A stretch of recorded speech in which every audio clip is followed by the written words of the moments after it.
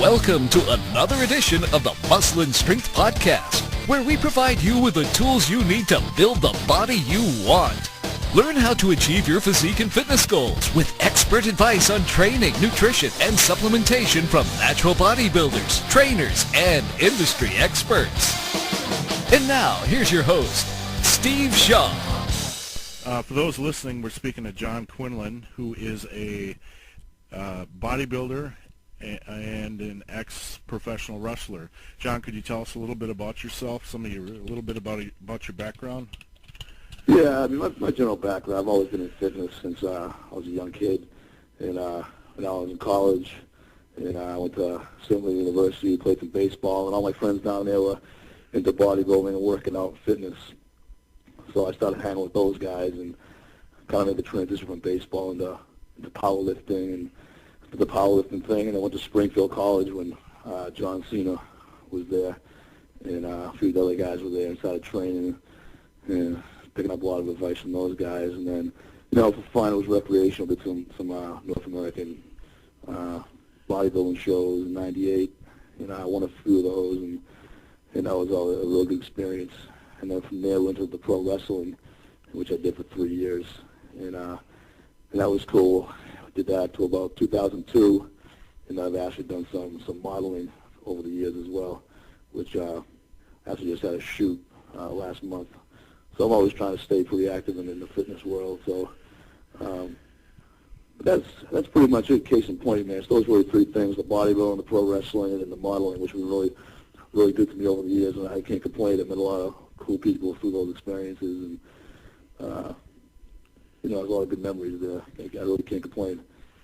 No, you touched on the pro wrestling aspect. Most people listening don't know that I spent a little bit of time doing that myself. You were telling me that. I found it very, very interesting, actually. Yeah. I don't let that secret out to just anybody, but now that everybody's listening, they're doing it. And one of the things that amazed me, John, just when you step in there, everybody talks about how much fun it looks, but they don't really realize how much of a pounding you take. And, they don't realize, man. I mean, the thing about wrestling is a lot of people will say it's fake, and the thing is, I mean, you have a script that you try to follow. It's entertainment, but I mean, at the same time, it's very similar to professional football. It's a contact sport, and I mean, after you do it for X amount of years, you feel the bumps and the bruises and stuff, so catch up with you. But it's you just want to, when you do, you want to be consistent at it and try to do it as long as you possibly can. I did it for 3 years, and I had a good time with it, man. I joined Quinlan Professional Wrestling School in February of '99, and actually, you can quote me in this next statement, and I mean this. As I look back, on my life at this point, one of the things I'm the most proud of is being able to say I was trained as a professional wrestler by my friend and legend, Walter Killer Kowalski. Kowalski was a man, I mean, I've never met a nicer guy.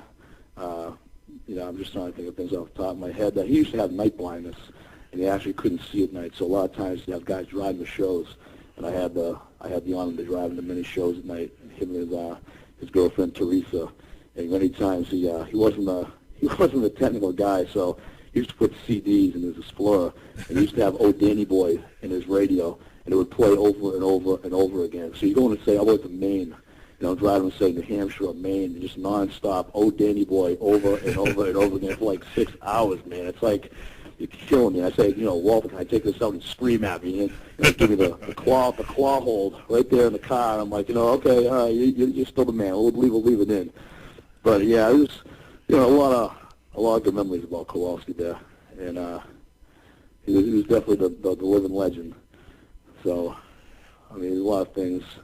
I look back when we were training together, and one day I was in the dressing room, and Walter came over to me and said, John, you look good. He said, you really look good.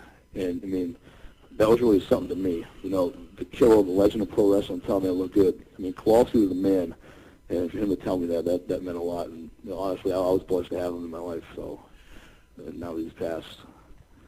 I imagine in the school you had quite a few guys that just had a hard time making it at all, that wanted to become a wrestler, but just didn't have Well, it. that's what. Yeah. Well, that's what it is. A lot of these guys, they watch TV, and back then in those days, we're talking like late '90s. You had WCW was huge, you had ECW. Some of the NWA were still going to WWF, now WWE, and a lot of these guys would come out of school and think that just overnight I'll just be the next Stone Cold or the guy who was on top of his game at the time, but.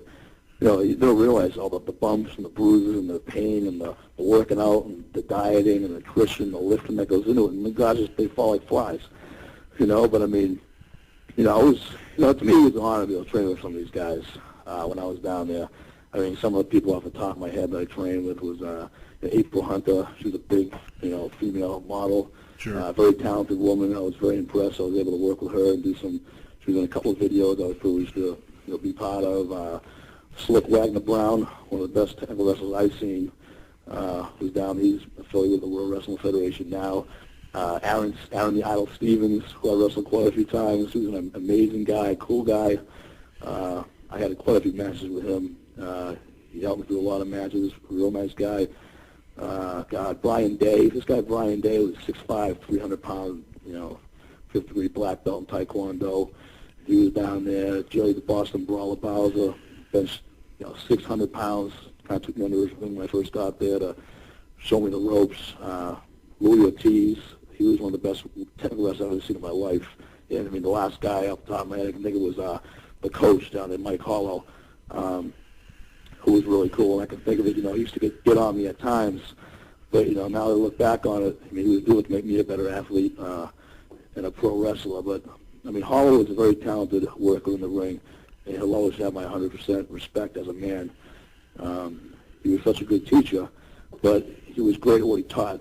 There was no BS, man. He was very good at what he did, and I'll always respect him for that. He was a nice guy, but I do miss the camaraderie I had with those guys. That time is over. Even though it was a lot of hard work, physical work, all the bruises, aches, and pains, I still loved every minute of it, and I would do it all over again in a heartbeat. Oh, absolutely. How did you train during that time as far as lifting? I mean, how many matches were you doing a week, and did you have to change your routine to be able to handle some of that punishment? Yeah, it was tough, man. I mean, a lot of times you have a set workout routine always. You're always mixing the workout routine up. I was always mixing around. You always have the standard workout routines, whether it be, the traditional, back and buys, chest and tries, abs. A lot of times you can't do your thighs because your thighs are bruised. You can't do squats because your knees are all banged up. And you can't do, the back because the guy put me in a Samoan drop and crushed the bottom of my back the day before. So a lot of times you take it on a day-by-day basis, and the day after a match I'll be really sore and I'll go in there and I'll do something else. I mean, I couldn't do deadlifts, but maybe I can do pull downs. I can't do T-bar rows because I can't bend over because my back's broken. But I can do pull-ups. You know what I mean? So it's exactly. You're always trying to be versatile.